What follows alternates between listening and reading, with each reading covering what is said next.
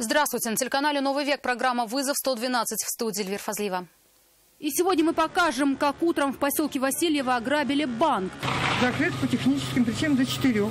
Подозреваемого не удалось задержать по горячим следам.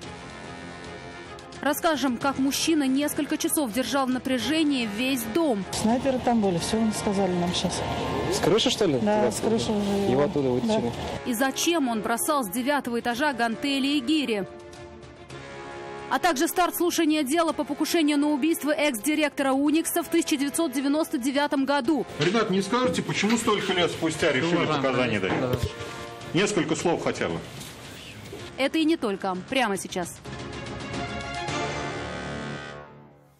Сегодня в половине 10-го утра в поселке Васильево мужчина в маске ограбил отделение банка.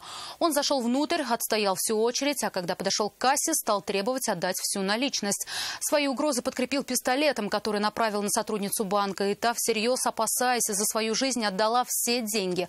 Подробности ограбления в репортаже Нафисы Минязовой. Закрыт по техническим причинам до 4. После ограбления по техническим причинам отделение банка закрыли. Там работают следователи, собирают все возможные улики, избегают внимания сотрудники финансового учреждения. Именно в это отделение банка примерно после 9 утра пришел неизвестный мужчина и, как все остальные посетители, надев на себя маску, спокойно зашел в помещение. Даже вежливо простоял в очереди к окошку кассы. Затем он подошел к кассирше и передал ей записку с угрозами и требованием передать ему деньги, которые имелись. Однако злоумышленник продолжил угрожать, но уже шепотом и направив на женщину предмет, похожий на пистолет. И в этот момент она восприняла все угрозы серьезно. Сильно испугалась и отдала мужчине все деньги, что были в кассе, порядка 110 тысяч рублей. Взяв наличные, он скрылся. По горячим следам задержать подозреваемого не удалось. Сотрудники банка описали его внешность. Мужчине около 40 лет. Он был одет в темную куртку, шапку и брюки. На лице черная маска. На место происшествия выехал заместитель прокурора Зеленодольска Фаргат Шайхаттаров. Следственными органами возбуждено уголовное дело по признакам преступления, предусмотренного частью 2 статьи 162 Уголовного кодекса Российской Федерации «Разбой». Прокуратура взяла под контроль расследование уголовного дела. Сейчас полицейские разыскивают подозреваемого и просят всех, кто располагает какими-либо сведениями о личности и местонахождении разыскиваемого, сообщить в ближайший отдел полиции или позвонить по телефонам, указанным на экране. Нафиса Минязова, Константин Бушуев. Вызов 112. Полицейские Казани задержали в одном из домов на проспекте Победы буйного мужчину, который несколько часов держал в напряжении соседей, при этом не выходя из своей квартиры. Все это время он громко кричал, выбрасывал с 9-го этажа все, что только мог. Это были и чайные ложки, и гантели с гирями. Утихомирить беспокойного казанца пришлось бойцам СОБРа. Последствия неадекватного поведения в репортаже Натальи Мезиной. Как выводили из подъезда 33-летнего мужчины, жильца одной из квартир на 9-м этаже этого дома, с радостью сняли соседи на мобильные телефоны. На протяжении нескольких часов он держал в напряжении весь дом. Сперва, как уверяет очевидцы, он кричал, потом кому-то показалось, что стрелял из окна. Затем сбрасывал все, что, видимо, попадалось ему под руку. Сбросил мешок с зерном, там, к слову, был патрон, ложку, специи. Потом вниз полетели гантели и несколько гирь. Одна угодила на крышу припаркованной во дворе «Лада Веста». Люди, к счастью, не пострадали. Прибывшие на место полицейские оперативно огородили территорию. Чтобы задержать буйного мужчину, пришлось задействовать спецназ. Росгвардия сверху его захват сделала. Снайперы там были, все сказали нам сейчас. С крыши, что ли? Да, с крыши уже. Его оттуда вытащили. Да. Утихомирить мужчину удалось штурмовой группе, проникшей в квартиру. Дома он был один. Соседи задержанного неадекватного поведения за ним раньше не замечали. Отзываются о мужчине исключительно положительно, характеризуя его как очень доброго человека, готового всегда прийти на помощь. Первый раз. Это он очень порядочный человек. Очень порядочный человек. Ну, порядочные люди такое не устраивают. Ну, какой-то срыв, видимо. Что стало причиной такого срыва, решат уже следователи. Однако за подобное поведение 33-летнему мужчине придется ответить по закону. В отношении него возбуждено уголовное дело по статье хулиганства и повреждение чужого имущества. Наталья Мезина, Айрат Назипов, Константин Бушуев. Вызов 112. 3 человека пострадали в результате крупной аварии на перекрестке проспекта Победы и улицы Минская. Там столкнулись Kia Rio и Lexus. Айрат Назипов был на месте происшествия и узнал, что, по мнению автоинспекторов, правила дорожного движения нарушили оба водителя. Сразу после аварии на место происшествия прибыл пожарный расчет и несколько карет скорой помощи. Удар был очень сильным. После столкновения Kia развернула почти на 180 градусов. Легковушка осталась стоять на дороге, переградив несколько полос, что вызвало сильный затор на проспекте Победы. Lexus же вылетел с проезжей части, зацепил ограждение и остановился на тротуаре. Пешеходов, к счастью, не задел. Кто пострадал, говорит, кого-то донес.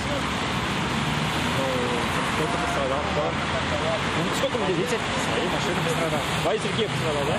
В аварии пострадали 3 человека. 24-летний водитель Kia получил множественные ушибы. У 46-летней пассажирки легковушки сломаны ребра и правая голень. А 36-летняя пассажирка Lexus обратилась к медикам с ушибами и растяжением голеностопного сустава. По предварительной версии, водитель Kia на этом перекрестке повернул налево, хотя правилами это запрещено. Как мы видим, некоторые водители продолжают рисковать, но риск водителя корейской иномарки не оправдался. Ближайшее место, где можно развернуться, не нарушая правил движения, разворотная петля недалеко от перекрестка проспекта Победы и улицы Зорги. Это круг в 6,5 километров. Тратить время и бензин желают не все, поэтому и поворачивать, невзирая на запрет. Водитель Lexus, как установили автоинспекторы, также нарушил правила движения. Он ехал по полосе общественного транспорта. В результате столкновения обе машины получили сильные механические повреждения и покинули место аварии лишь на эвакуаторе. Айрат Назипов, Константин Бушуев, вызов 112. Kia Sportage и Volkswagen Polo сегодня днем не поделили перекресток улиц Шаляпина и Качалова. По словам очевидцев, за рулем обеих иномарок были женщины, и автоледи за рулем Kia не уступила дорогу автомобилю Volkswagen. Несмотря на довольно сильные повреждения машин, в аварии никто не пострадал. Дамы остались дожидаться на месте автоинспекторов. Уроженец Казани 18 лет скрывался от закона. Олега Гоголева в 2002 году приговорили к 5 годам лишения свободы за совершение сообщником хулиганских действий в состоянии алкогольного опьянения. Но подсудимый тогда сбежал из зала суда и все эти годы был в розыске. Дело передали в службу исполнения наказаний. Ее сотрудники и нашли мужчину в Ульяновске. При задержании сопротивления он не оказывал. В Казани стартовало слушание дела по покушению на убийство директора КСК КГУ «Уникс» Александра Щербакова в 1999 году. Преступление оставалось нераскрытым 21 год. На скамье подсудимых бригадир киллеров группировки «Хади Такташ» Ринат Фархудинов, уже отбывающий пожизненный срок в «Черном дельфине». Он сам дал признательные показания. Из зала суда Нафиса Минязова. Рината Фархудинова в Казани с «Черного дельфина», что в Соль-Илецке, привезли в бронированном автомобиле. Все время следствия и судебного процесса он будет находиться в следственном изоляторе. Ринат Фархудинов еще в 2002 году был приговорен к пожизненному лишению свободы. Следователи доказали причастность лидера бригады киллеров преступного сообщества «Хади Такташ» к 13 убийствам. Год назад он написал явку с повинной и в покушение на убийство Александра Щербакова. Ребят, не скажете, почему столько лет спустя решили показания дать? Несколько слов хотя бы. По версии следствия, заказал убийство директора КСК КГУ «Уникс» один из участников группировки «Тукаевские». Кто именно, пока достоверно не установлено. Вознаграждение $10 тысяч. Правда, денег, признался подсудимый, не получил. К этому делу Ринат Фархудинов привлек еще одного участника группировки «Хади Такташ» Анатолия Новицкого. Допросить его уже не получится. Он скончался несколько лет назад в местах лишения свободы. Следили за Александром Щербаковым несколько дней. И 4 ноября 1999 года, когда около «Уникса» садился в служебную «Волгу», Новицкий сделал 6 выстрелов. Водителю повезло, он не пострадал. Щербаков получил 5 ранений, 2 в грудь, 2 в бедро и 1 в плечо. Врачам удалось его спасти. Подозреваемых было несколько, но доказательств не хватило, и дело заморозили на 20 лет. Реанимировать его позволило признание Рината Фархудинова. Потерпевший в суд сегодня не пришел. Подсудимый же заменил государственного защитника на своего адвоката, а она еще не успела ознакомиться с материалами дела. Я участвовала в 2017-м, мы закончили вместе с вами подзащитным. Дело в том, что было судебное заседание 9 ноября, какие-то материалы были приобщены, по всей видимости, я с этими материалами не ознакомилась. И, соответственно, время много прошло, вот согласовать позицию с вами подзащитным. В итоге суд решил отложить процесс до 10 декабря. Несмотря на то, что покушение на убийство произошло уже 21 год назад, и срок давности преступления, казалось бы, уже давно истек, однако представители Фемиды могут не применять эту форму в отношении участника особо тяжких преступлений. В случае с Ринатом Фархудиновым ужесточить наказание уже все равно не получится, так как он и так отбывает пожизненно. Однако он сам, вероятнее всего, надеется на то, что ему смягчат наказание за активное сотрудничество со следствием. Нафиса Минязова, Константин Бушуев, вызов 112. Это все, о чем успели вам рассказать. В студии была Эльвира Фазлиева. До встречи и не бросайте вызов судьбе. Вдруг она его примет.